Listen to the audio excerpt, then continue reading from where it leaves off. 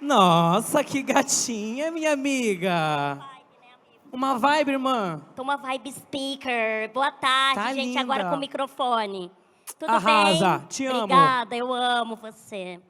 Gente, que alegria estar aqui com vocês. Hoje eu vou falar sobre a adaptação como estratégia de sucesso. Então, vamos comigo nessa. Eu já vou começar, vocês vão acompanhando aí no slide atrás. Já tá rodando?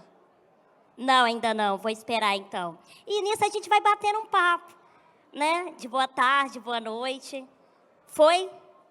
Então vamos nessa. Bom, vou voltar aqui. Vou acompanhando aqui com vocês embaixo. Não tá aparecendo aqui pra mim, galera. Só pra produção. Só falar aqui no ponto, gente. Não tá aparecendo aqui pra mim o meu retorno, só pra eu ir acompanhando pra eu não me perder, tá? Por favor. Que aí é importante. Mas, enfim, já vou começando a contar para vocês o que a gente vai falar hoje. Adaptabilidade, adaptação, hoje em dia é muito importante, tanto no mercado de trabalho, e a gente está aqui também com criadores de conteúdo, né? Eu faço parte dessa equipe, dessa comunidade. Então, para começar, eu queria perguntar para vocês, quem aqui já teve medo de mudar? E quando eu falo de mudar, é de trabalho, cidade, relacionamento, chefe, enfim, de profissão também, de qualquer coisa. Porque eu vejo a mudança como uma floresta escura, igual essa que vocês estão vendo aí atrás no telão. Por que eu vejo a mudança desse jeito? Porque eu não sei o que eu vou encontrar lá dentro. Eu não sei o que tem do outro lado, mas é super natural eu ter esse medo, porque o desconhecido causa isso. O desconhecido sempre vai provocar o medo na gente, porque a gente não sabe o que vai acontecer e encontrar lá. Só que uma das poucas certezas que a gente tem na vida é o quê? A palavra que eu acabei de falar, a mudança. E, Lô, você inventou essa. Não. Para quem não conhece, esse aqui da foto é o Heráclito. Se você não sabe quem é ele, ou você faltou a aula de filosofia, ou você estava conversando nessa aula. Heráclito, ele é da Grécia Antiga, ele é um filósofo, e ele dizia que a única constante da vida é a mudança. A única coisa que muda é a mudança. Então, a gente sempre vai ter essa constante na nossa vida. E aí, vocês devem me perguntar, Lô, mas se eu mudar, eu vou deixar de ser quem eu sou? Provavelmente sim, e isso é muito bom, porque, vamos pensar comigo, nós não somos as mesmas pessoas de 10 anos atrás, e graças a Deus que não, porque tem cada mico que eu já paguei, e vocês também, né, eu acho. Mas eu nem vou muito longe, nós não somos as mesmas pessoas da semana passada. Às vezes, semana passada, eu tinha uma opinião e hoje eu não tenho mais. E isso é sinal de amadurecimento e evolução. Então, se você me pergunta, se eu mudar, eu vou deixar de ser quem você é? Sim, em algumas partes, e isso é bom. Então, quando a gente muda para melhor, isso é algo legal. O que a gente tem que aprender, que a gente precisa aprender, é se adaptar às mudanças. E para ajudar a gente nisso, pensar no bambu é muito legal.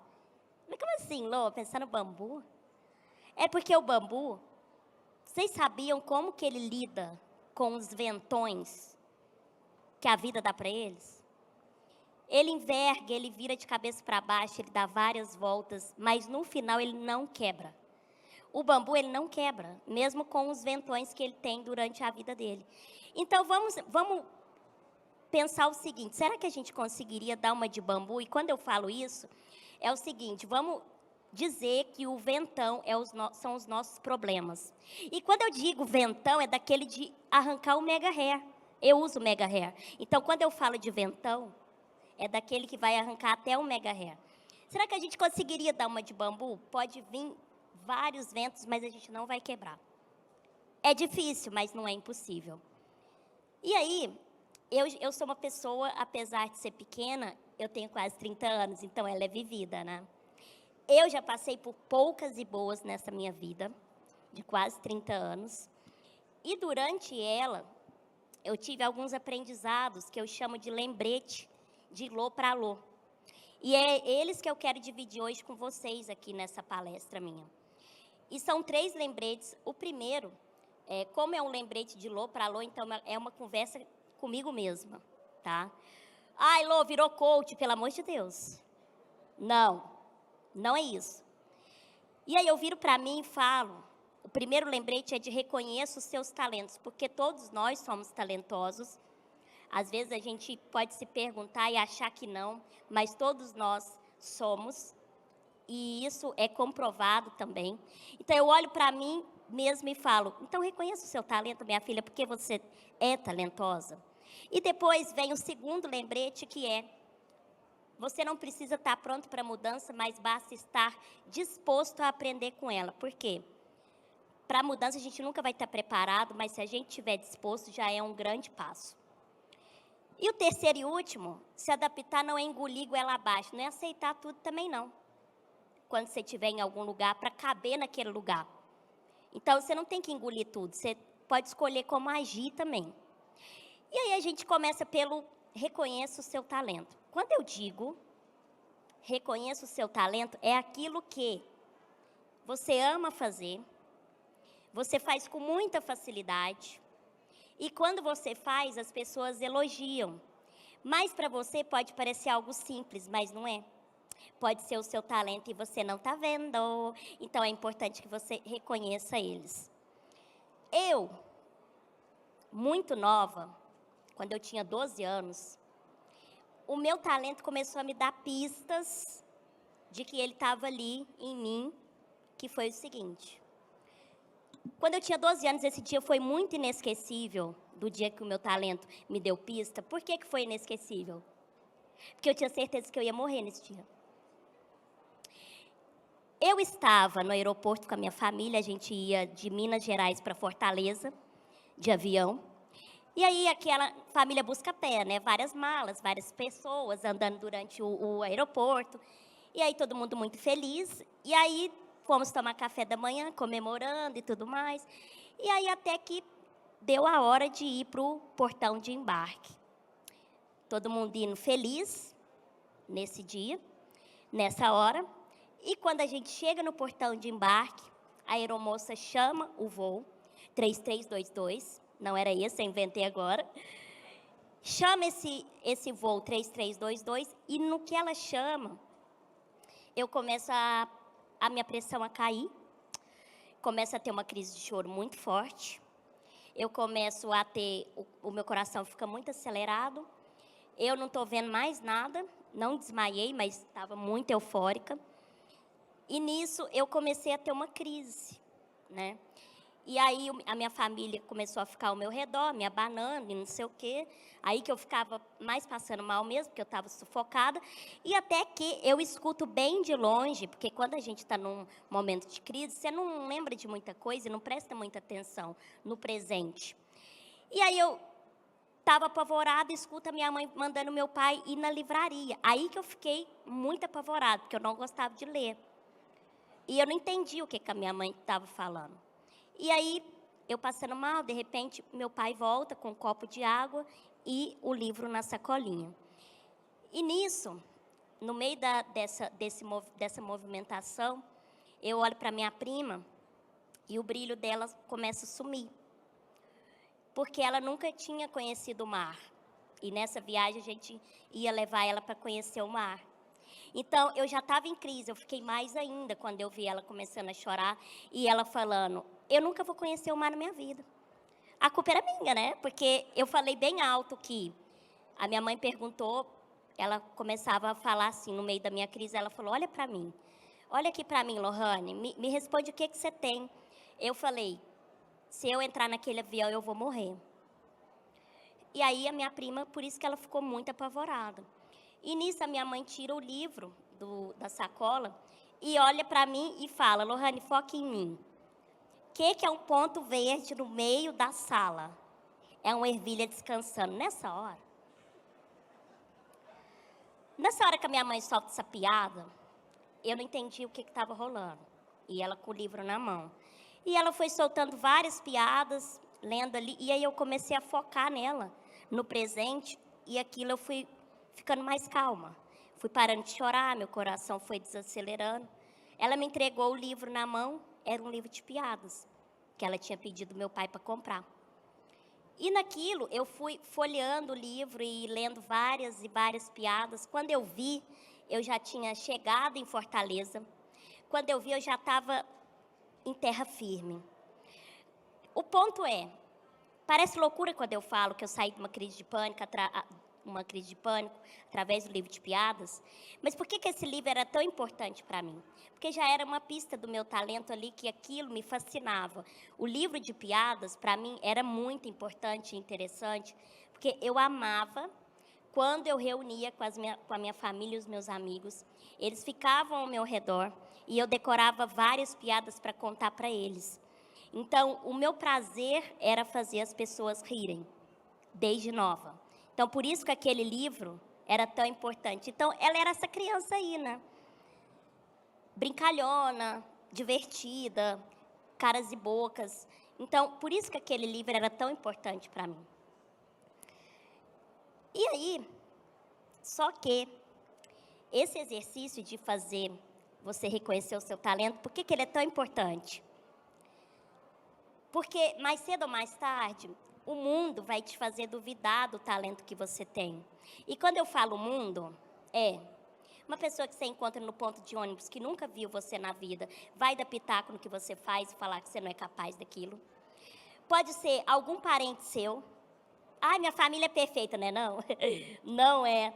Não é. Alguém da sua família um dia vai tentar te falar, mas você não tem nada a ver com isso aí que você está fazendo. Ou, melhor ainda, o mundo pode fazer você duvidar do seu talento. Sabe quem que é o mundo? Seu melhor amigo. Climão, né? Ficou um climão, mas é a verdade. Então, por isso que o exercício de reconhecer o talento é muito importante. Para que essas pessoas não deixem você ser levada pelo que ela acha. E não pelo que você é realmente. E eu passei por essa, de que o mundo começou a me fazer duvidar de que eu era talentosa, engraçada. Em 2000, eu comecei a gravar os vídeos em 2015. Esse ano eu completo 10 anos de carreira. Eu não vim do nada em 2020. Eu comecei em 2015. E até então, eu não tinha nada em mente de gravar vídeos. Até que o meu primo publicitário chegou para mim e falou: eu acho que você deveria criar um canal no YouTube para você começar a gravar vídeos e contar as histórias que a gente vive na faculdade. Quando ele me falou isso, fiquei bem tensa. Porque eu falei, como assim? Contar o que a gente vive na faculdade? Tem coisa que nem a nossa mãe sabe. E dependendo da polícia, vai saber. E aí não vai dar bom. Ele falou, não, você tem que levar esse seu jeito para a internet. Esse seu jeito que você conta piada para a gente, as histórias e tudo mais. Achei uma loucura na época, mas aceitei. Então, eu comecei a gravar os vídeos, até que em 2020 eu viralizo. Fico muito conhecida na internet. E era para ser um dos momentos mais felizes da minha carreira, mas foi um dos mais difíceis que eu já vivi até hoje. Porque eu comecei, eu tinha 63 mil seguidores, e de repente eu passo para 100 mil seguidores de um dia para o outro. E foi uma loucura. Quando eu passo de 63 para 100 mil, eu fiquei feliz, mas eu também fiquei muito apavorada. Porque eu falei, meu Deus, como que eu vou ficar sustentando essas pessoas com tantos vídeos? O que eu vou fazer agora? De repente, na mesma semana, eu passo de 200 mil para 300 mil seguidores. E eu falo, Jesus. Aí eu já estou nessa... Quando eu passo de 200 para 300 mil, eu já estou... O meu sono já não é o mesmo mais. De repente, eu alcanço o 500.000, 500 mil seguidores, e eu já não estou nem comendo direito. E eu só penso, meu Deus, o que eu vou fazer agora para sustentar toda essa galera?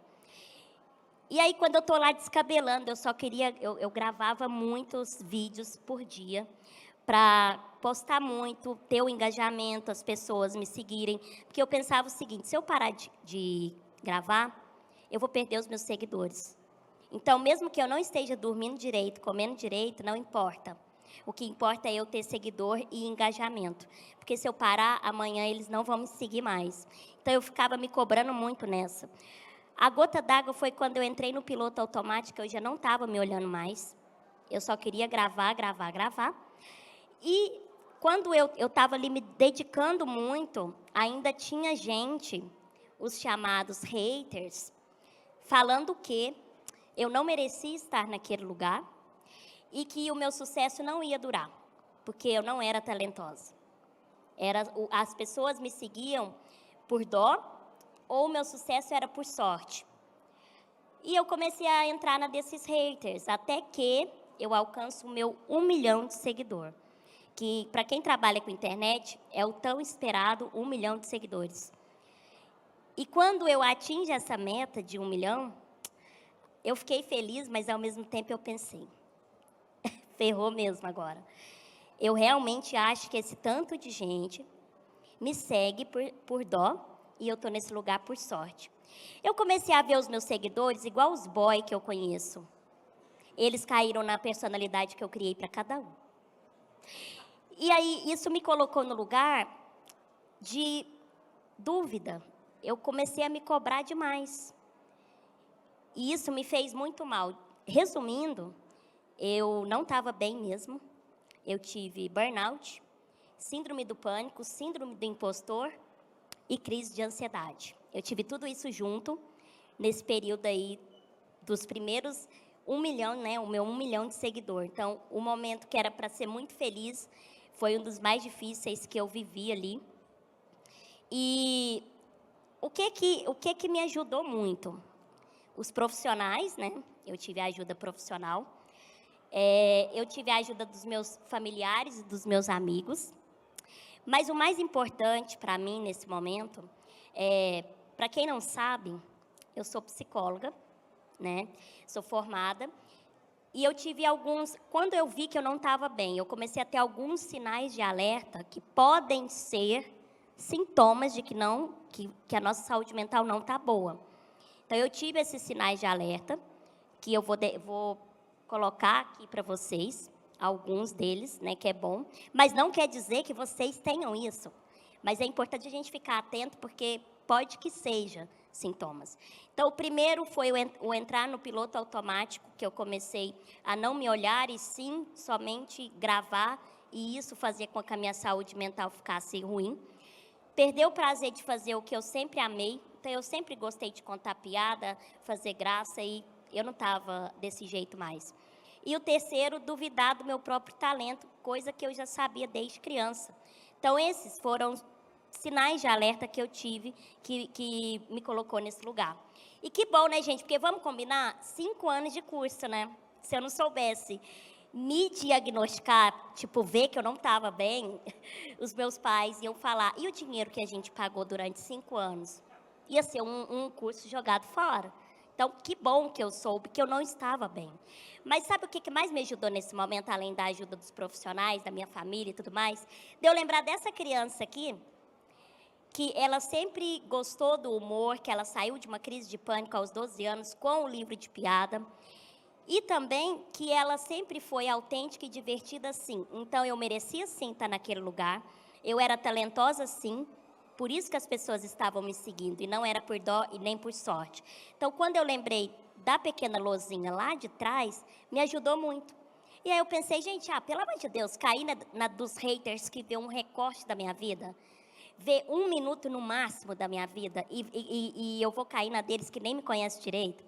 E isso me ajudou muito. Porque foi como eu acendi um holofote, não foi nem uma lanterna na floresta escura que eu falei. Eu acendi, foi um holofote que abriu vários caminhos para mim, sabe? Eu não estava perdida mais. Então, o reconhecer o talento pode ser sinal de saúde mental. E que a sua saúde mental também está boa, que é importante a gente cuidar dela. É igual aqui, né? Te ajuda a não quebrar no meio da ventania. O bambu não quebra, mas nós pode quebrar, mas vamos tentar ser um bambu que o vento vai, vem, arranca o mega ré, mas a gente não cai. A gente exercita a flexibilidade. Isso é mais chique de se falar. Mas é importante também lembrar que a mudança, ela não está nem aí para a gente, né? Não está nem aí para mim, para você. para o meu pai, ela só vem. Seria tão bom se ela pudesse mandar um SMS via torpedo, uma mensagem, um direct, um WhatsApp, uma ligação falando que está chegando para a gente se preparar. Mas ela não faz isso, ela não manda SMS para mim, nem para você, nem para o meu pai. Como assim para o meu pai? Para o meu pai. Quando eu tinha 17 anos, eu quis me mudar de cidade para morar sozinha em outra cidade para estudar. Achei que era um mosquito, mas é um drone, né? Tá, tudo bem. O meu maior medo é ele agarrar no cabelo. Ele saiu, eu acho que ele... Tá. Enfim, aí, né, com 17 anos, eu queria morar sozinha. Sim, de muleta e tudo. Sem meus pais, mudei. Aí eu queria mudar, muito nova, né, para estudar fora, em outra cidade. Mas eu queria.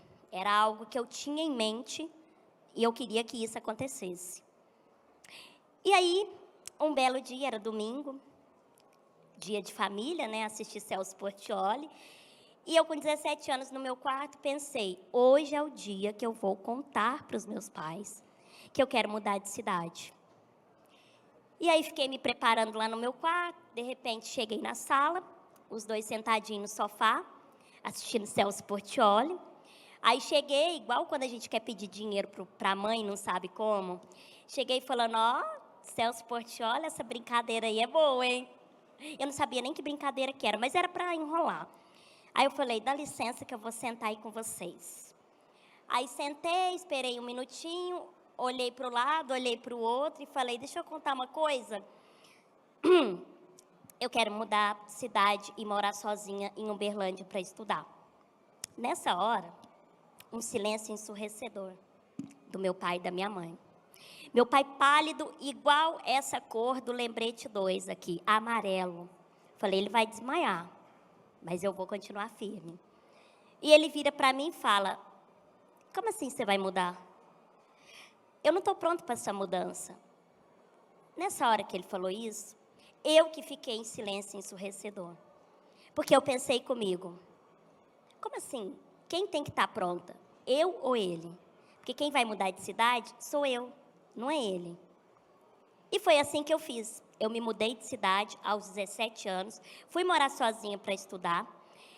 E se vocês me perguntarem se eu quebrei a cara, quebrei. Mas eu quebrei mais pratos e copos porque eu não sabia lavar louça. Aprendi lá. Mas foi difícil? Com certeza foi. Não foi fácil. Mas aí é que entra o meu segundo lembrete, que você não precisa estar pronto para a mudança, basta estar disposto a aprender com ela. Eu não estava pronta. Se vocês me perguntarem, Lô, seu pai não estava pronta, mas você estava, né? É lógico que não. Eu não estava pronta. Eu nunca tinha lavado a louça sozinha, eu nunca tinha cozinhado. Mas eu fui. Eu não estava pronta, mas eu estava muito disposta. Eu estava muito disposta, porque era o seguinte, eu tinha em mente que, se eu não desse certo, eu poderia voltar para a minha cidade natal. Mas eu não queria voltar, né? Era se eu quisesse, eu não queria. Então, eu estava disposta, eu aprendi muita coisa com essa mudança que eu tive, com morar sozinha. Eu quebrei a cara, quebrei copo e tudo mais, mas eu também, eu fiz táticas para lavar a louça, para colocar o tão temido lençol de elástico. Quem quiser essa tática, depois me procura no final, porque todo mundo odeia o lençol de elástico. Eu criei táticas para passar o pano na casa sem que eu escorregasse. Então, tá vendo que eu não estava pronta, mas eu estava disposta e eu aprendi muita coisa. E uma das mais importantes, eu aprendi que eu conseguia morar sozinha, mesmo tendo as minhas muletas, a minha motinha, que eu conseguia, que eu era capaz de fazer aquilo. Então, isso me deu uma autoconfiança muito grande, que nem eu sabia que eu tinha. Então, às vezes a gente acha que a gente tem um limite, mas quando você está disposto a aprender com tal mudança que vai aparecer, talvez você vê que o seu limite é mais que aquele que você achava que teria. Então, foi muito importante para mim, porque eu vivi várias coisas e também pude abrir outros caminhos para mim mesma. Que, falando em caminhos, eu pergunto para vocês, Se ninguém te der o caminho, o que vocês vão fazer? Lô, eu vou sair correndo. Não, né, gente? Cria o seu. Cria o seu, porque, inclusive, uma pessoa muito boa de criar caminho, a minha mãe que está aqui embaixo, que quem quiser a opinião dela depois, é importante. Porque foi o seguinte, todo mundo querendo saber quem é minha mãe. Depois vocês vão ver, gente. Muito curiosos. Espera aí. O que ela fez? Quando eu me mudei para Uberlândia, para morar sozinha, o prédio que eu morava, na rua que eu ia ter que atravessar, não tinha rampa.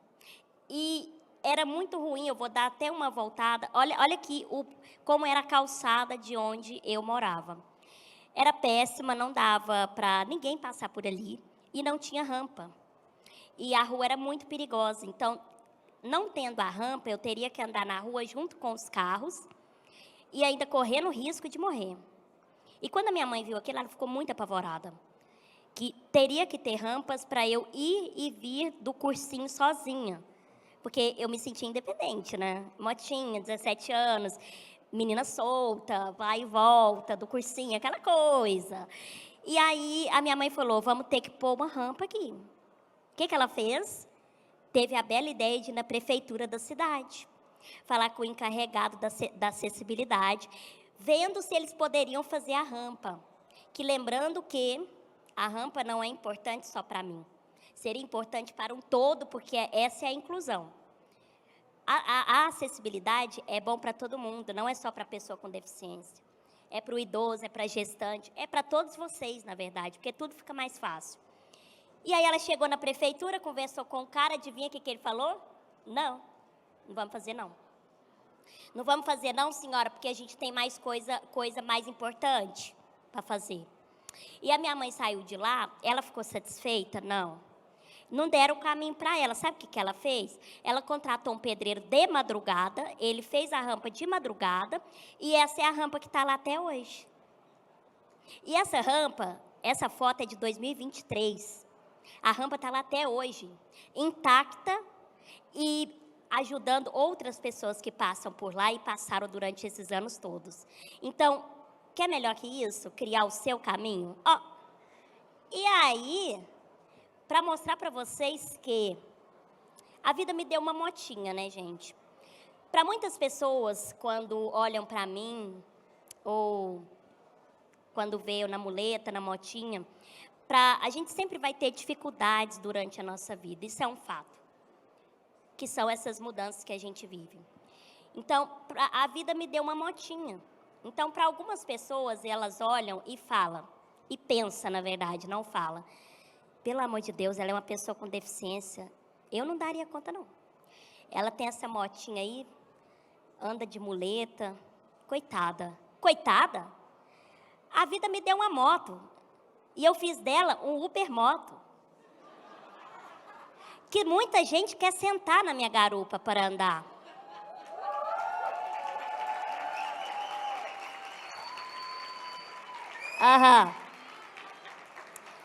E aí, para algumas pessoas é uma dificuldade, mas eu fiz dela, eu adaptei ela como Uber moto. Isso é sobre adaptação. E a muleta também não é algo que eu vejo como ruim. Ela é minha parceira. Ela é minha amiga, entendeu? E quando ela não é Uber moto, ela é mesa de DJ. Então, olhem só. A vida me deu uma moto, eu fiz do limão uma limonada. Melhor, eu fiz uma caipirinha, já que a gente está falando de festa. Então, eu entendi que dava super para eu me adaptar. Mesmo a marca da motinha olhando e falando, meu Deus, ela não foi feita para dar carona, mas isso é um caso que a gente deixa para lá. Para quem não sabe, todo mundo acha que talvez eu nasci já andando de muleta, né? Mas não foi. Eu era essa criança aqui eu tinha, não vou falar porque eu não sei, mas para algumas pessoas, eu comecei a dar os meus primeiros passos na muleta já, mas não foi. Eu andei normalmente até os meus 7 anos, sem a muleta, sem a cadeira de rodas.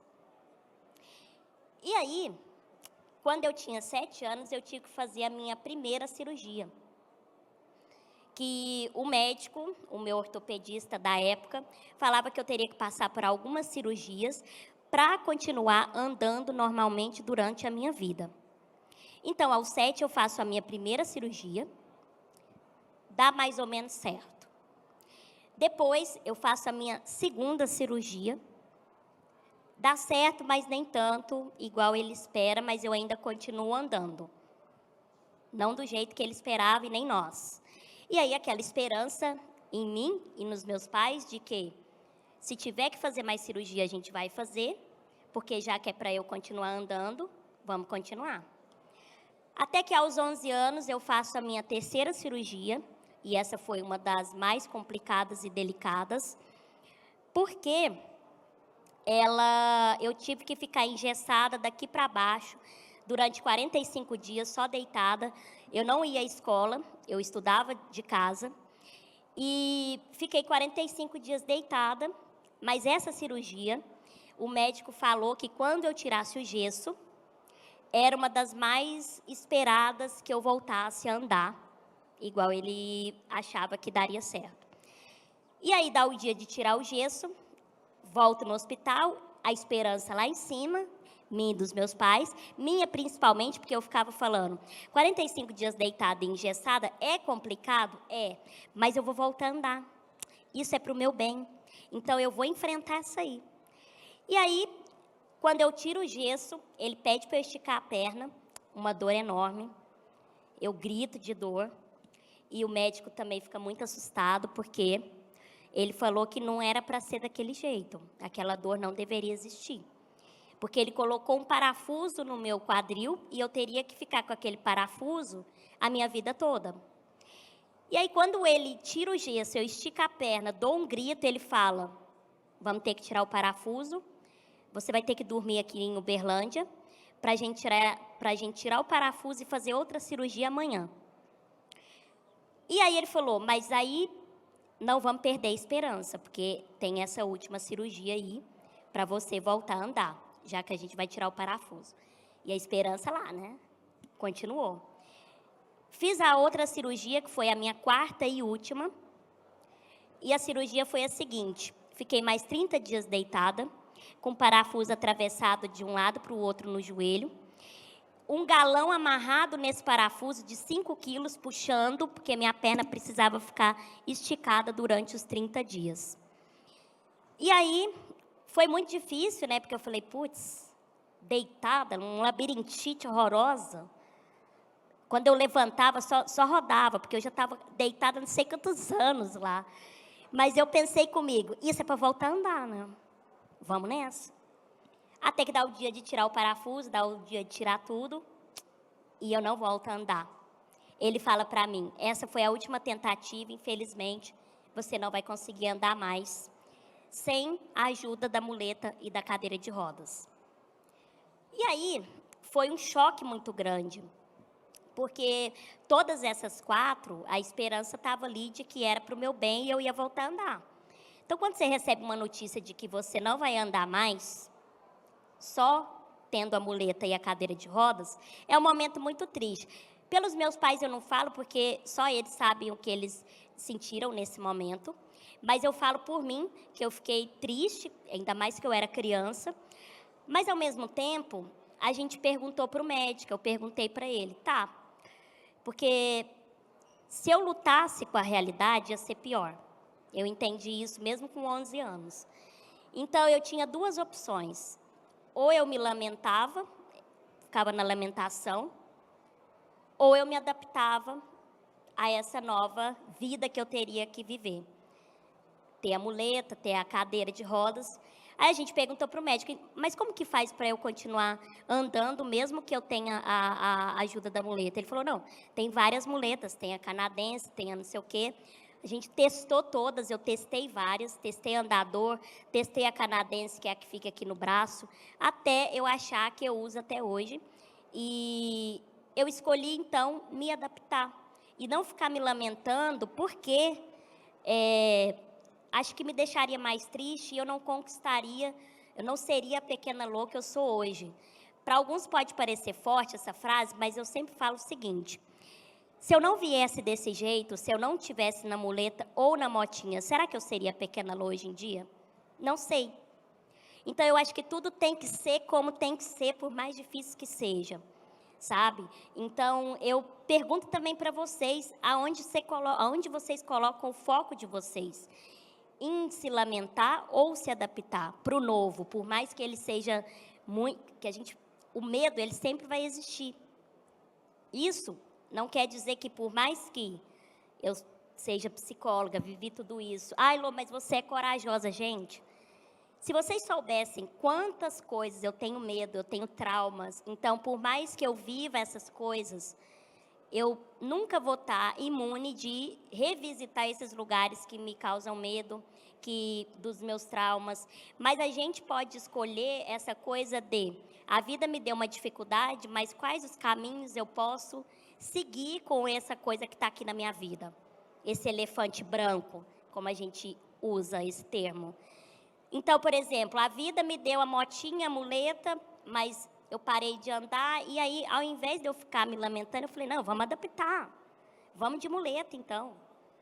Então, a muleta, me adaptar à muleta, à motinha, foi difícil. Mas sabe o que foi mais difícil dessa minha etapa de vida e segue sendo? O mais difícil é se adaptar ao olhar do outro. Porque o outro, ele tem muito preconceito no olhar. E eu acho que a limitação, muitas das vezes, está no olhar do outro e não em você. Muita gente, às vezes, olha para você achando que você não é capaz de tal coisa, mas você é. Então, criadores de conteúdo. Muita gente, quando você fala assim, vou começar a criar conteúdo. A pessoa, o quê? Com esse carisma seu de uma porta? E aí, vai ver, você tem muito carisma, mas a limitação está no olhar dele. Então, a pessoa, mas você vai ser palestrante, você custa falar aqui em casa. Mas lá fora eu falo igual o homem da cobra. É porque aqui em casa é um ambiente que eu fico mais retraída. Então, eu, por exemplo, as pessoas às vezes têm limitação no olhar dela de que eu não posso tal coisa. Uma vez eu estava no restaurante, o garçom chegou, ofereceu vinho para a mesa toda, todo mundo pegou o vinho, e quando ele chegou para mim, ele fez assim, ó. Mas você pode beber? Aí eu falei, desculpa, a vinícola ou a garrafa? Eu não entendi. Eu bebo os dois, se eu quiser. Aí ele ficou muito sem graça e me serviu o vinho. No olhar dele, eu era pequena, então eu era criança, eu não poderia beber vinho. Então, a limitação estava no olhar dele. Eu poderia beber o vinho, mas ele estava me olhando desse jeito. Uma outra vez, estava no táxi com a minha amiga, comentando sobre carro. E aí ela vai e fala assim, ai, meu carro, amiga, estragou. Eu falei, o que eu estou dirigindo também, amiga? Eu peguei o meu carro, ele também está estragado. Aí vem o táxi, igual uma fênix, e dá o seguinte pitaco. Mas você dirige? Aí eu falei, dirijo, senhor. Eu tenho carteira de motorista de carro há 6 anos e estou para tirar de caminhão. O senhor acredita? Aí ele calou, né? Ficou sem graça. Mas tá vendo? A limitação está no olhar do outro. Inclusive, eu gosto sempre de ressaltar, eu passei de primeira quando eu tirei carteira de motorista. Isso é importante. Meu amor, obrigada. Obrigada, gente. Mas tá vendo? Para algumas pessoas, ai, Lô, pequenininho, como é que você alcança? Para te atropelar, eu dou conta. Brincadeira. Então, essas situações, elas me mostram o seguinte, que muitas das vezes o se adaptar, ele reafirma quem a gente é. E aí vem o lembrete número 3, que se adaptar não é engolir tudo. Você pode escolher como você vai reagir. Então, essas situações me lembram quem eu sou, onde eu posso estar, e onde eu posso estar aonde eu quero estar, e não aonde a pessoa acha que eu devo estar, sabe? Então, quando a pessoa, ela me olha desse jeito, o olhar do outro, ele não me define, ele me treina. A mesma coisa em relação a vocês. Dependendo do jeito que o outro olhar para você, ele não está te definindo, ele está te treinando. Porque dependendo do olhar dele, você sabe que você é bom o suficiente. Ele é quem acha que você não consegue, tá? E agora que eu contei um pouquinho das minhas adaptações, vocês sabem como que eu cheguei aqui. e quem eu sou hoje, né? Como que eu virei a Pequena Lô. Que, inclusive, eu tenho muito orgulho dessa minha jornada.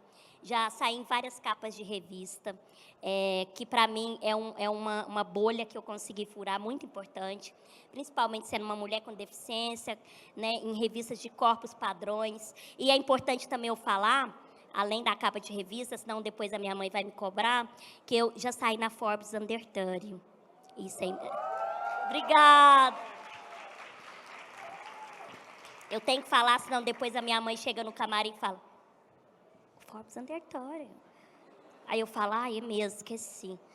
Então, e é importante também eu falar, senão minha avó depois também vai me cobrar, porque a minha mãe está filmando e depois vai mostrar para ela. Eu cheguei em lugares que eu não imaginava, como apresentadora, capa de revista, sendo palestrante, estando aqui com vocês hoje nesse palco. Então, eu tenho muito orgulho de tudo que eu consegui, tendo essas adaptações, né, que a gente vai passar pelo resto da nossa vida. As marcas também que eu já trabalhei. Inclusive, se alguém quiser trabalhar comigo aí também, só mandar um recado para aparecer na tela. E a minha avó, falando nela, ela sempre me falou uma frase, desde criança, que era, Lô, você é pequena por fora, mas grande por dentro. Ela sempre falou isso. E aí, quando eu era criança, aquela frase para mim batia, mas não tanto igual hoje. Porque depois que eu passei por aquelas fases de burnout, crise de ansiedade, eu entendi essa frase. Que realmente eu era pequena por fora, isso não tem como negar, né? Mas eu era gigante por dentro. E vocês, eu deixo essa aqui para vocês. Que a capa da Vogue. E estava esquecendo de falar dela. Mas a frase é, aprender com as mudanças pode ser assustador, mas é assim que a gente vira gente grande de verdade, mesmo sendo Pequena Lô. Obrigada. Palmas, palmas, palmas, palmas. Obrigada, obrigada, obrigada, obrigada, obrigada.